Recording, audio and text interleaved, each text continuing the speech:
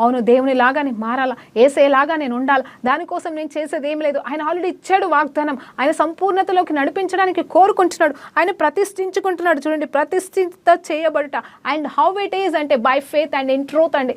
నమ్మకత్వం, ఆయన నమ్మకత్వాన్ని బట్టి మరలా జ్ఞాపకం చేస్తున్నాడు. నీ నమ్మకత్వాన్ని బట్టి కాదు, నీ పరిశుద్ధతని బట్టి కాదు, నీకున్న యోగ్యత అంద చందాలని బట్టి కానే కాదు, నీకున్న తలాంతులను బట్టి కూడా కానే కాదమ్మా.